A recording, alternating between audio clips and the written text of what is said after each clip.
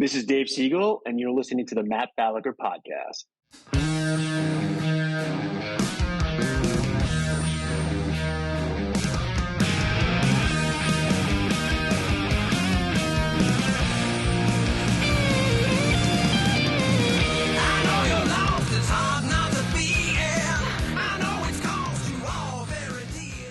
Hello, folks. Thank you once again for tuning in to the Matt Balaker podcast.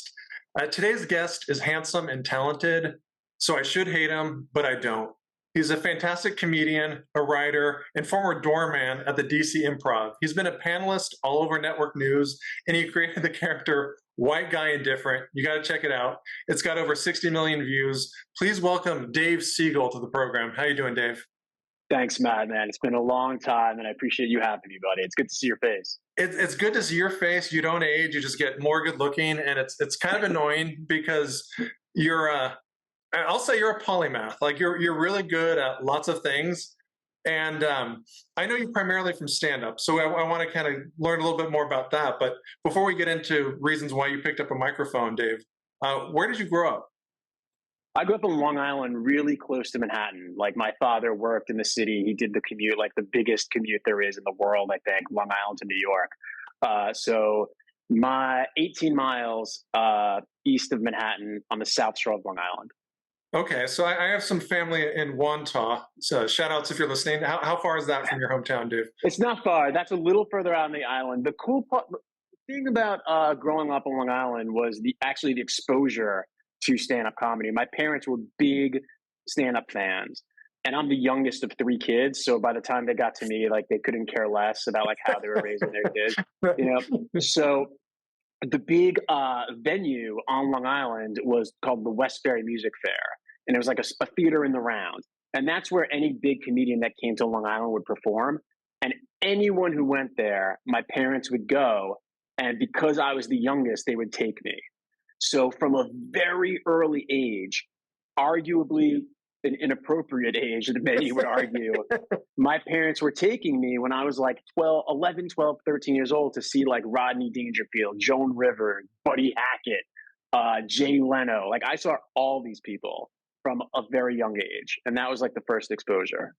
Wow, that's so you saw, I mean, literally the greatest, Yeah, Joan Rivers, Rodney. Like, what sticks out, Dave? I mean, obviously you're like prepubescent, but what are some of the kind of core memories you had from watching these greats? I remember, like, looking back, there were probably moments that like audience members were plants. I don't know, but I remember Rodney Dangerfield closing his show by announcing to the audience that anyone who wanted his red tie, all a woman would have to do is come on stage and give him a kiss, okay? And they get the tie. So this young woman goes on stage, and he just grabs her and like gives her the most passionate, like inappropriate, like smooch on the lips and like holding her hand. Today, it would be sexual harassment, like undoubtedly, like he could never get away with it. Looking back, I just don't know if that was a plant or if it was just accepted. But Right. That is like the memory that sticks out. So that's what motivated you to become a comedian. You want to have the chance to have girls come on stage and just grope and make out. It's funny you say that because I met my wife and she was in the audience at a show in LA. So it is funny that you say that. But I don't think that's why I wanted to become a comedian. I think that's what got me to appreciate comedy as a fan. Like, I like stand-up comedy. And then by the time I got to college, I went to college in Washington, D.C., and I got a job as a doorman at the DC Improv, which is a great comedy club. It's one of the best in the country. And I think the big kind of hallmark moment there was getting to see the same comedian do like 4 nights in a row. That is very much a peek behind the curtain. Because as a comedy fan, you go and you see a comedian, whatever comedian you love, and you see them perform once and you leave. And it's great. You see it from an audience perspective. When you see a comedian do 4 nights in a row and you see what they're changing, you see they're doing crowd work one night and they're not doing crowd work another. You see they're trying new material on the Sunday show, which is what a lot of comedians often do. That's when it becomes a lot more interesting from like an art form point of view. And you get to see like the science behind it. And that is what made me want to try it, to be honest with you. Yeah, I mean, you have a behind the curtain view. So, yeah, what are some insights you gleaned from being able to watch a comedian perform 4 nights in a Yeah, row? so I was at college at the DC Improv in the late '90s, early 2000s. So like the headliners that were coming through back then were like Jim Gaffigan, Wow. Brian Regan, Wendy Liebman, Jake Johansson. It was like that class of Mhm. comedians. Some really great comedians.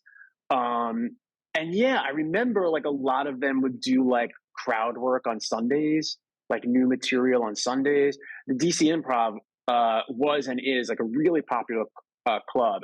In that time, it was so popular. It was doing so well that they were open Tuesday to Sunday. And they even had this collection of people like if you wear an improv t-shirt, you get it free on Tuesdays.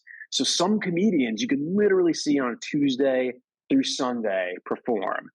And at that point, like by the time you get to those weekend shows, like you're not even watching the comedian anymore. You're watching the audience. Mhm. You're like, oh, well, I know how that bit played on Tuesday. I want to see how they react to it on Thursday. And yeah, like that, you know, getting to meet a lot of the comedians was cool. Like that was kind of a peak that got me immersed in it. Being in the green room, like anyone who wants to get into comedy who's like a teenager college student, that's a great job. Oh, yeah. Become a door person at a comedy club and see free comedy.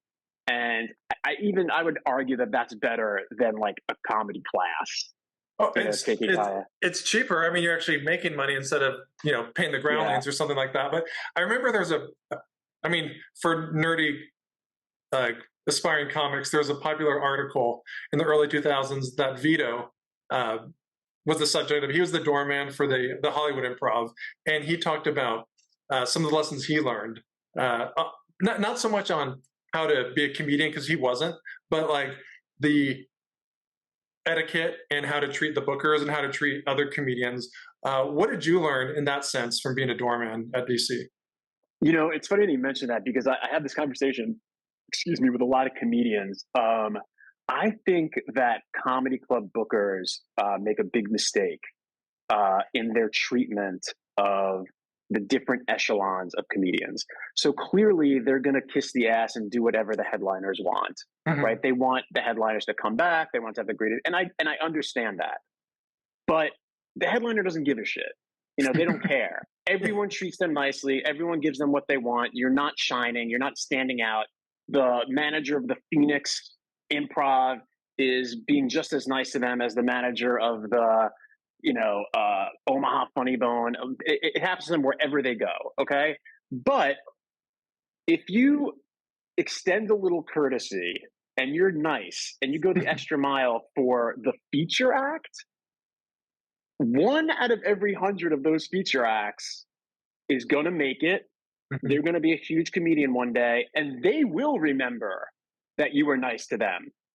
So when you pay a feature act $100 a show, $500 for the week, and you're telling them that they could only order from one side of the menu, and you don't put them up, like I personally think that's a mistake. For the little bit of extra money and the extra effort that these bookers and managers can extend to the, again, 99% of them are not going to make it, make it to that top. But the people at the top whose asses you're kissing don't give a shit anyway. But that 1%, the huge comedians now, like the 27 to 35-year-old comedians right now that are doing great, a few years ago, they were opening for people. They were feature acts. And they will remember those managers and bookers that were really nice to them, and remember the ones that were dicks to them too. Oh yeah, no, I mean, to put in kind of investment terms, it's like put a little bit of money in a startup. 1 out of 100 will fail, but you'll get outsized returns. And I think an important thing for any comedian is at some point book a show, or at least have a room temporarily, because I learned the importance of communication. Everyone hates it. We all have stories. You send your avails to a booker, and you never hear back from them. But there's also like people that when I would run shows, I just knew they'd be cool. Like I knew there was like low drama. I want to get your take on that. Like obviously talent matters, but what else is important? Yeah, man. So two things that come to mind. I've had bookers run the gamut from me, from telling me that I'm an annoying piece of shit and you got to stop emailing So me. sorry about that. I didn't know you as well at the time, but please continue. Yeah, and that's like, that freaks you out. You're like, oh my god, now I can't email them ever, so they don't think I'm like that. And then I've had like, I remember I was going to San Francisco just to visit a friend, and I wanted to perform at the Punchline. Mhm. So someone that I had a really good relationship at a prestigious show on the Lower East Side of Manhattan, they sent an email on my behalf. Okay, they're like, okay, email this person. She knows you're coming. Okay, so I emailed her once, and that's it. I waited, and she went out of her way to tell me, "Oh, you know what? I really appreciate the fact that you weren't like in my face about it. It worked out." So, like, you never know what that person's going through on their end, whether you're catching them on a bad day. Like, again, I've had both ends of the spectrum as far as booking. Like you said, running a show and getting the avails is definitely a good way to practice your craft, but also to meet the community, like to meet those other comedians and to like get to know them. It's like every other industry, Dave. Like networks matter; they're important. Like if you have a good rapport with someone, you're probably going to have a better chance of that person helping you out in the future. But I want to know, and the millions of people tuning in right now want to know, when did you kind of move from being a fan and a doorman to actually becoming a comedian yourself?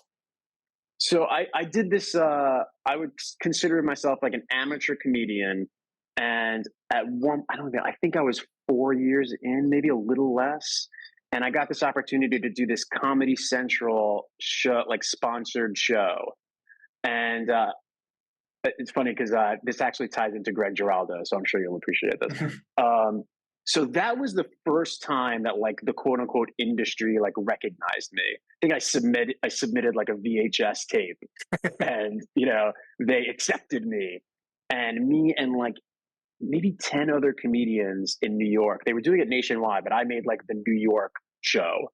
Cool. So, and to be honest with you, the 10 comedians, I can name like three of them still to this day. And a lot of them are still performing, work in industry, which is really cool. Like we were good, right?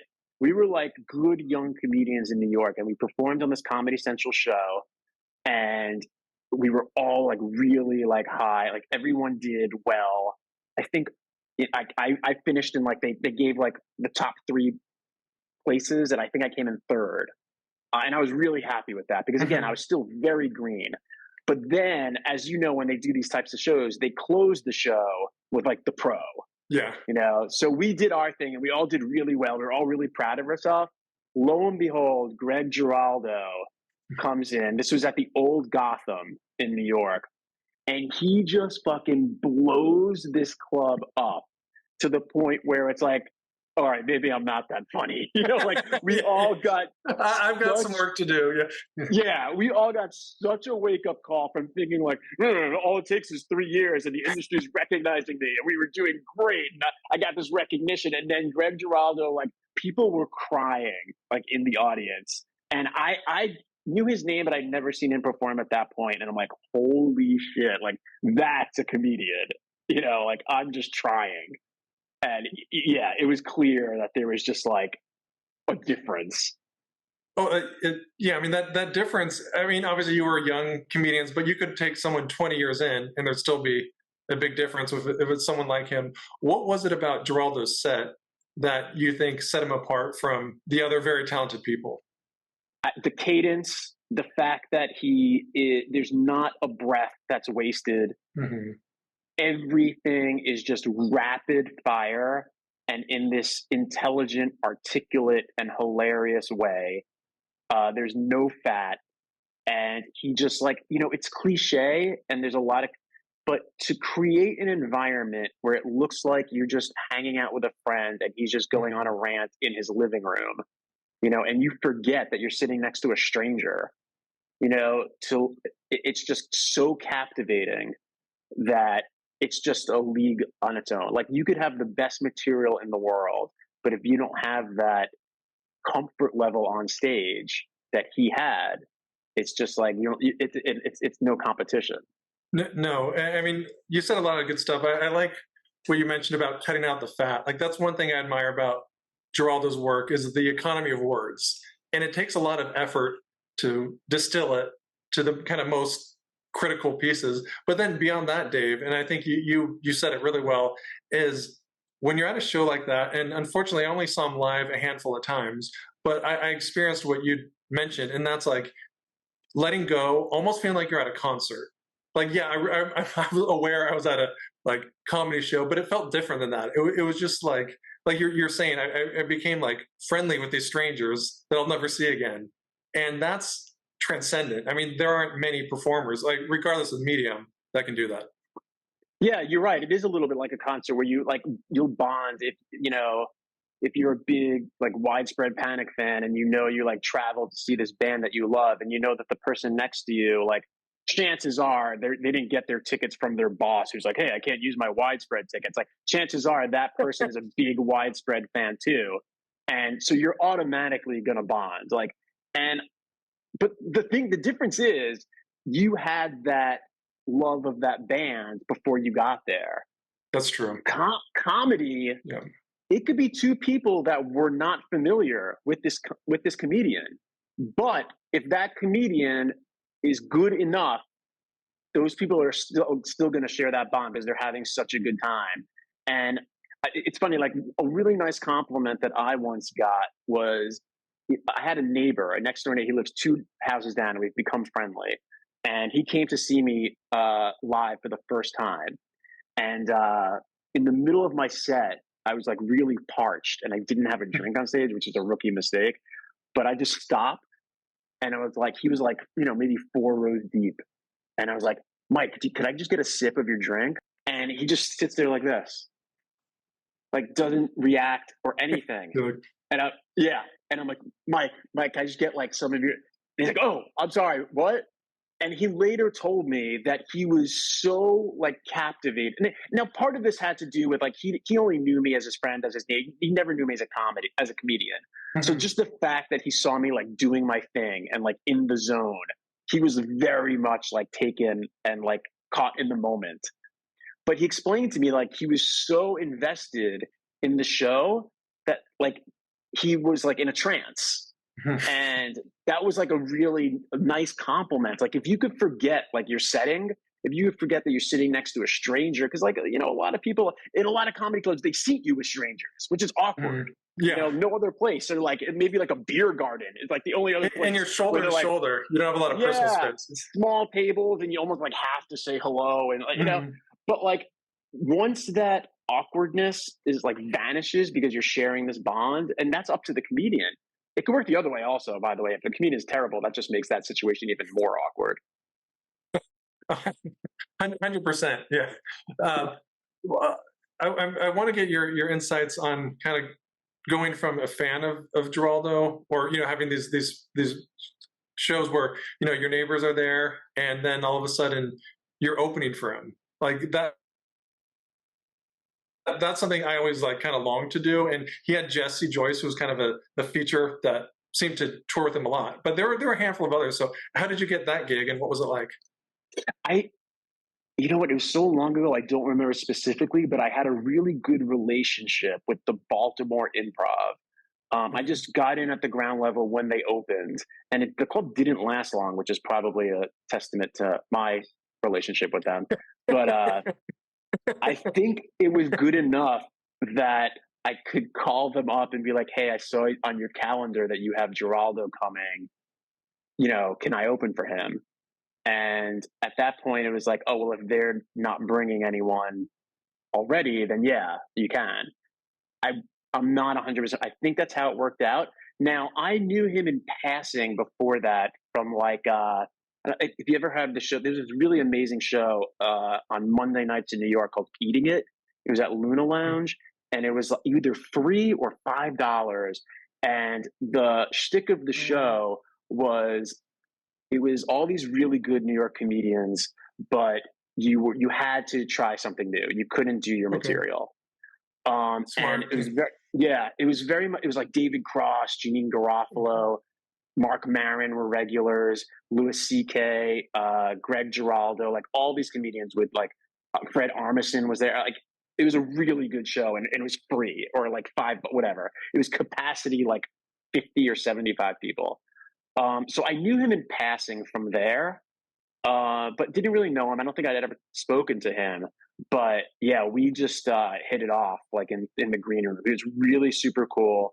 He was one of those like I'm into politics. I'm pretty well read. I have a writing job in politics, in news media, and so I could keep up with pretty much anyone, politically speaking, to have like a mutual respectful conversation.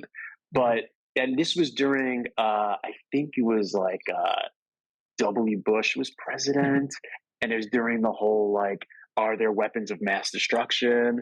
You had a good bit about that too, but please continue. But all I'm going to say is I was out of my league. Okay. He was just like, we had different viewpoints, and he was just like that talented and articulate of a conveyor of arguments that he was better than I was. Like I just, in a respectful way, Yeah. you know, like I just couldn't keep up. He was more knowledgeable, and he was probably just a smarter person than me. Well, that shows a lot of your own intelligence to admit it, but I think it's also why he was like such a utility player on Tough Crowd. I mean, he was also an all-star, but like he could honestly take any side and not just understand it, but make it funny, which I think is a whole different level. But you brought up something that I want to kind of unpack a little bit. Obviously you're well-read. You have you're talented in many ways, but you have a writing job. But it's not like the traditional writing job that most comedians have. Can you share what you do? Yeah, so it's pretty. In the height of the Daily Show, when it was like Jon Stewart, Ed Helms, Steve Carell, Stephen Colbert, like the Daily Show was like the giant, like the peak. People, people got their news from the Daily Show, which is insane to think about. And probably a testament to the actual news that they weren't going there. But CNN, I believe, like was like, hey, we're losing viewers to the Daily Show. This is ridiculous. And they had this ingenious idea that if they hired some comedians to write sort of lighter segments. If I don't know if you know how familiar you are with, like, they have like Jeannie Mose, who's like this reporter that does like kind of man on the street type stuff. Anderson Cooper has his ridiculous, that I don't even think he does anymore, but it's like a segment at the end of the show that's a little lighter, you know, it's not heavy. So I went in, they're like, hey, pitch us what you would do if you were a writer here for these segments. So I really put a lot of work into this because I'm like, oh my God, this is like healthcare, you know. It's my like, chance. Hello, yeah. 401k, bring it. And so I did. I put together like a freaking presentation of like I remember one of them was like an NCAA bracket of dictators and like who was the worst dictator. And you have to choose between Pinochet and Putin and like who would advance. And the interview went really well, and they hired me. And I'm like, this is amazing. I'm going to get to do this on CNN. That never happened. They quickly found out that while people may be going to the Daily Show for their news, people are not going to CNN for their comedy. Like, it's not going to work that way. Good point. Yeah. But I guess like I had put in enough time there where they were like, we like you, so just stay. And you need to train yourself to be an actual news writer. And I would start to write like political diatribes and rants that some of the hosts would use. And that turned into like, I mean, probably that was 15 years ago, and I've been in the industry ever since. Wow. That's a really cool story because it showed how you could adapt on the fly. And obviously they like you, which is understandable, but while I was there, I was like, all right, I got it. I went to like grad school, not as a, like I didn't get a degree, but I was like taking classes in like media writing to like sustain this. So for like, you know, comedians out there, what are some of the differences in a news writing job versus like a daily show job where you're writing about the news? Oh man, I mean, I guess the challenge for me, and I would imagine the people, especially these days. So everyone has their opinions, right? If you're saying you don't have an opinion about a certain story, you're lying. But you have to write for the voice of your anchor, of the host of your show. And sometimes that won't match what your personal opinion is, but you have to be able to grab the tone of the show. Now, so that's something I have to do. What is that? Yeah, we're celebrating you. Go, Dave Siegel. I have no idea what just happened. We're about a half hour in, so we get fireworks. I did it. I made money doing comedy. You wrote in Don Lemon's voice. God bless you. Yes. I was the one. You get a free. Why he sounds so white? It was me. He was the different white guy behind the. So yeah, I would imagine, and I have a friend that works on the Daily Show. I would imagine that there's a little more freedom that you could say, "Hey, John, I think this is funny. Let's do it this way," and he may think it is, and he may not. But you could present your opinion, and present it. Sure. Whereas I can't really do. You know what? And that's not entirely true. I could actually go to my current boss and say, "Hey, I have this idea. This is an editorial. This is my angle. Do you want to do this?" And sometimes he'll say yes, and sometimes he'll say no. But I do think there's a little more freedom for writing for like a daily show, or like if you're a staff writer for a late night show. Yeah, I was an intern at Conan, and I have some friends who are like monologue or have done monologue writing, and I've kind of helped here or there. And one thing that's interesting is like how much edits happen. I mean, like if you're submitting something to Conan, the final product can be very different. Even though it was technically your joke, you would not recognize it. What's the process at a big news network? Like when you submit something, how many hands, so to speak, touch it? Yeah, so I think it really depends on what show and what host. My current boss definitely has a hand.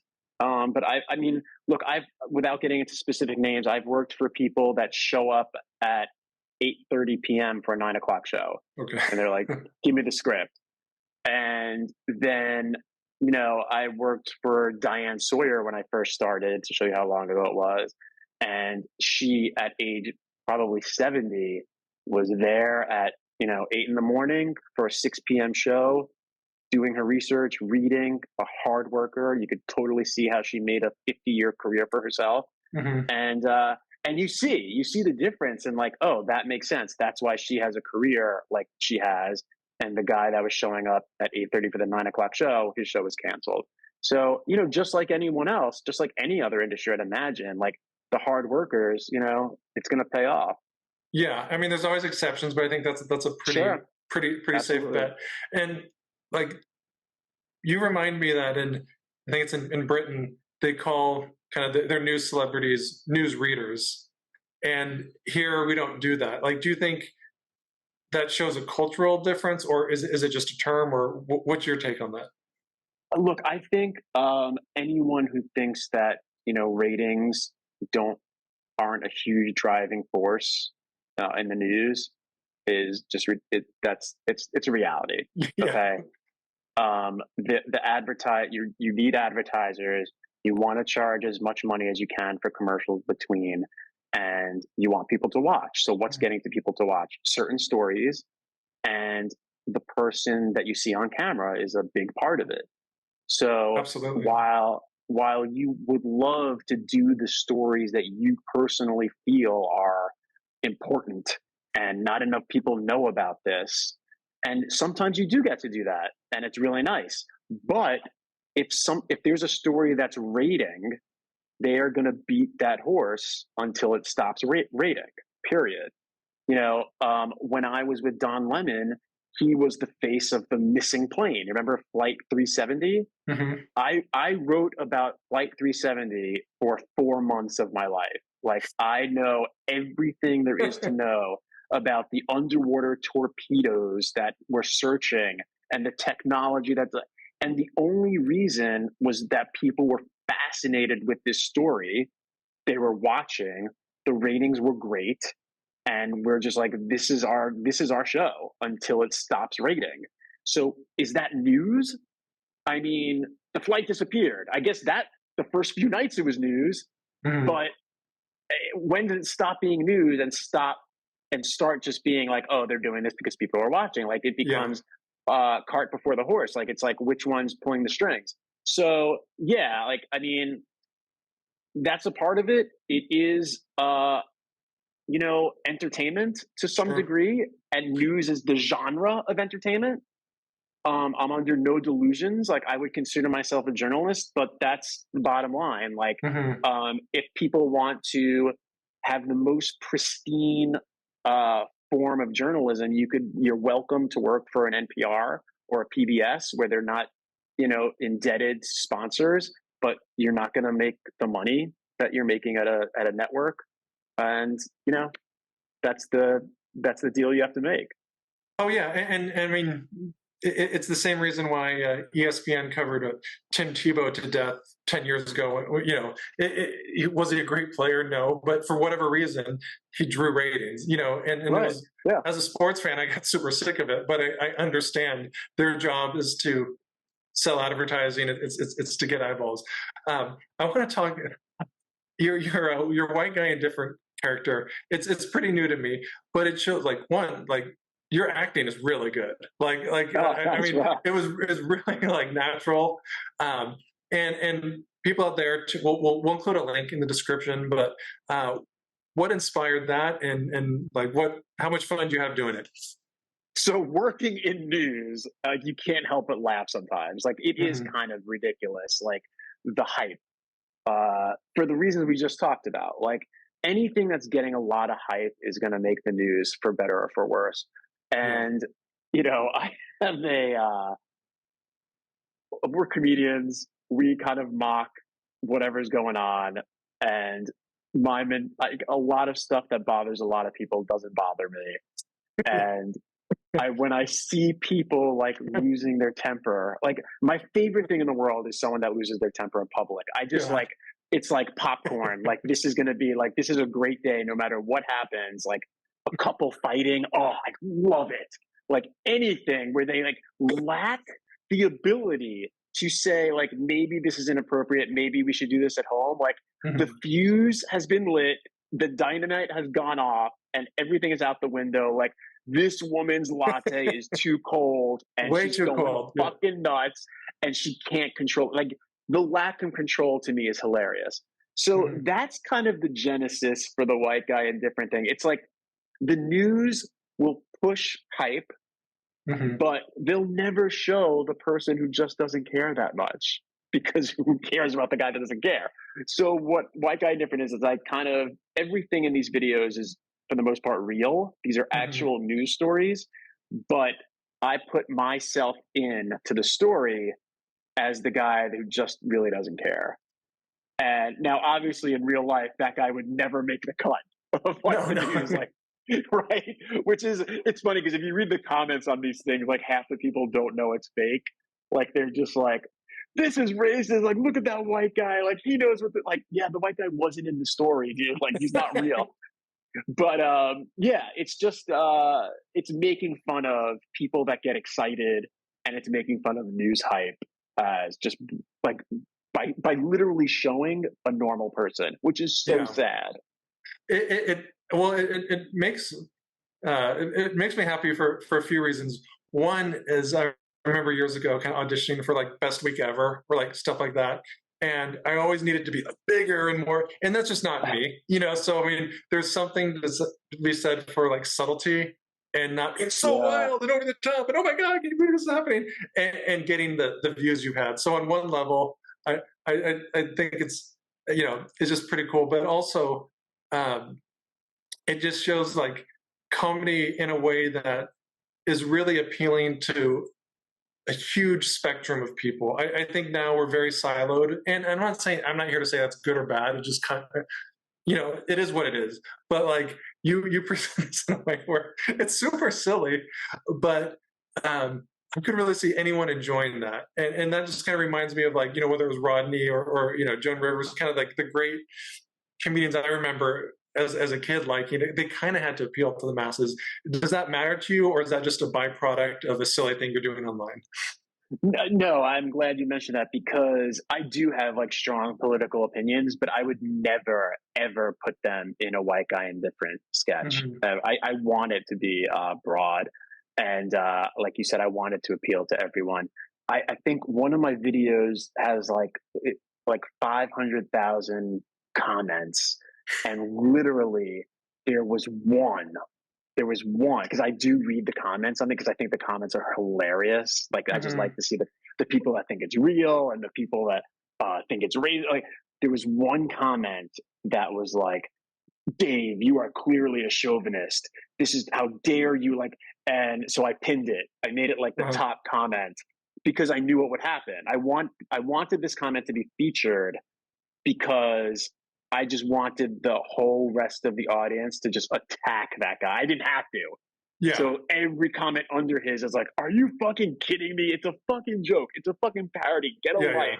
Yeah. And so like I that guy's comment will be pinned to the top for until that for as long as that video exists online. Well, you have a good perspective because sometimes if I put a workout and I know there'll be comments I don't necessarily want to hear, I kind of just avoid them, or like, but I don't have anything that's like has that many. What is it about, I guess, your disposition, or if you're giving advice to someone who's younger? I mean, like some people, I was thinking Brody Stevens. I don't want to get too deep into that. Like took internet comments, like really seriously, and I'm like, I can't imagine a worse mindset to have, but yeah. Sometimes people they are how they are. How do you kind of have this, I'm calling it a healthier attitude towards, negative comments? I mean, I think that transcends comedy, right? I think that's bigger than comedy. Like if you let those comments bother you, that's not about the comment. There's something going on with you so I talk to my wife about this. I'm like, there are probably 5 people on this planet that I think would have the ability to offend me. Mm-hmm. For someone to say something like that would hurt me or offend me, like you have to be like a really close person to me. Yeah. Otherwise, A, I don't really care that much about your opinion, right. or B, you're probably like not even talking about me. You're projecting something that's going on in your life. Like if someone pulls up to you next to you in traffic, a complete stranger, and they're like, "Fuck you, asshole, you piece of shit." Like, are you really going to let that bother you? Or is that guy just fucking nuts? Yeah. But a lot of people let that bother them. So I don't know. Like, I mean, I guess maybe this is going to sound conceited, but at the end of the day, if Brody was a great comedian, so I would like to think he should have known that he was a great comedian. Yeah. But I'm guessing he didn't. I'm guessing he didn't know. Mm-hmm. He didn't have that like knowledge that he was a great comedian. So someone saying something negative about him was poking that string. Yeah. And that's why it bothered him. It wasn't really about the comment. It was like they were touching on his insecurity. So if you think you're a good comedian, like what could someone really say that's going to get you to not recognize that? Right. And you hit the nail on the head. It's like, we can all be offended and we can all be hurt, but it's generally from people that you respect and know. Right. It's like if it's a parent, if it's a spouse, if it's a loved one, if you really hurt them or they're like, that sucked. But to give like that credit and credence. I mean, it's easy for me to say. I also understand some of this is harder in practice. To like someone commenting on the internet, it's like it's very, very misplaced. Right. We don't have you got to come back because I could talk to you for hours. But you're performing with who I think is someone who's kind of like in the mold of Greg Geraldo, but kind of like the new generation. Definitely has his own style, as you do, obviously. And Mark Normand, tell the audience like what's coming up and what have you kind of learned from working with someone like him.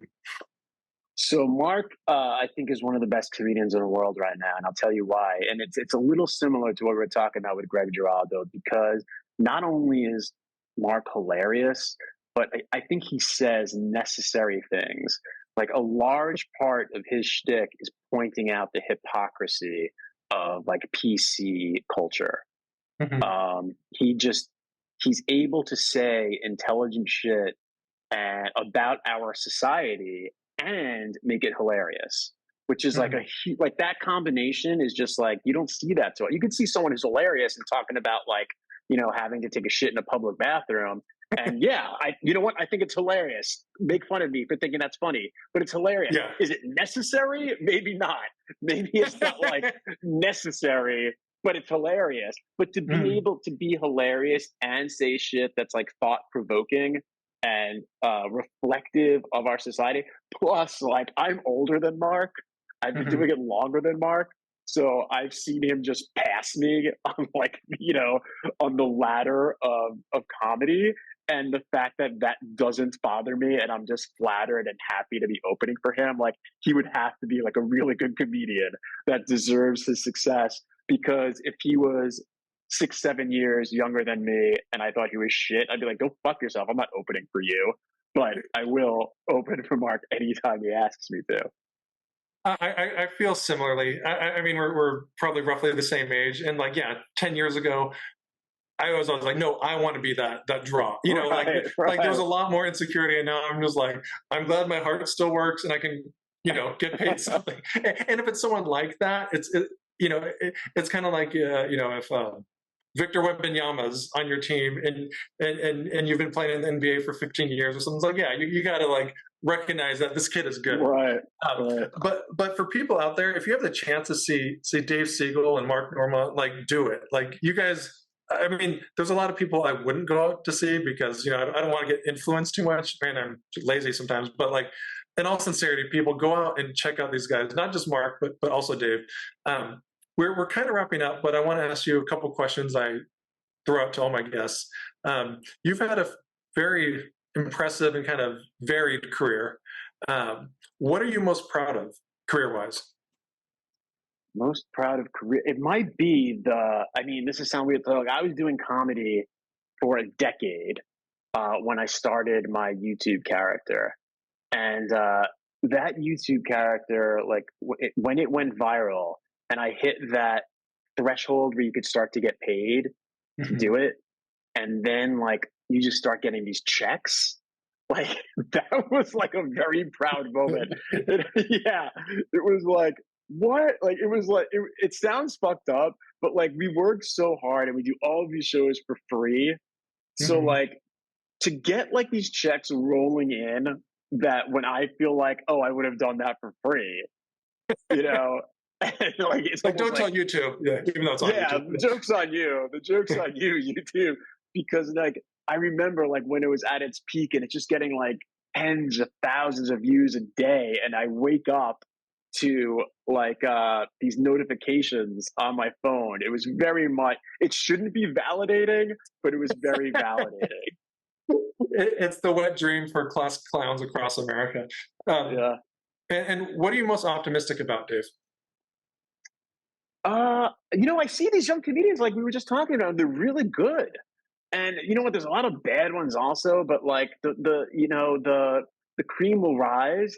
And I'm seeing people that like I, was doing it as like started around the same time, and they're doing arenas now, and it's really cool, and they deserve it.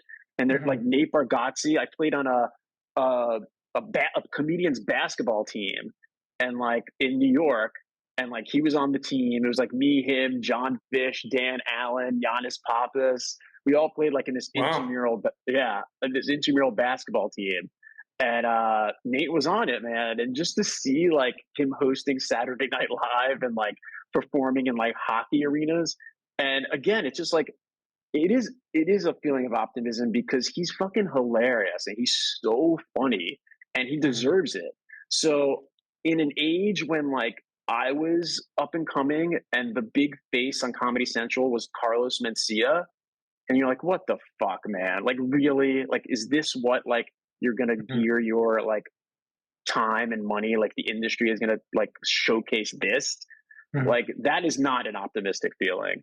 But if they're throwing the support and time and money and energy like behind people like Nate and Mark Normand, like that is like optimistic.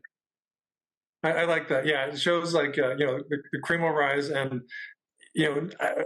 few things are meritocracies, but like we were saying about earlier, if you're talented and work hard and stick with it, like you can do that. You can be on the Matt Balaker podcast. Dreams can come true. This was the dream. Well, now that you've peaked, where can people learn more about you? Where can we kind of funnel some of this traffic that is coming your way? Definitely check out White Guy Indifferent, because that's something that like I do feel is different. Like I don't know of anything that's kind of like that. So if you go to YouTube and you just type in the search White Guy Indifferent, there are a whole bunch of episodes that you could check out. I don't know when this is coming out, but September 21st, I'll just plug this one because it's kind of like a home show for me. I live in South Florida now as a New Yorker. I live in Boca Raton because I'm Jewish and that's the law. I'll be at the Parker Playhouse with Mark September 21st in Fort Lauderdale. So if this makes it on time, yeah, that would be awesome if you're seeing this before then. Cool. Well, Dave Siegel, really appreciate it. Thank you. Thanks. Thank you for listening to this episode of the Matt Balaker podcast. To learn more, please check out mattbalaker.com and encourage your friends to like, subscribe, and share. Really appreciate it.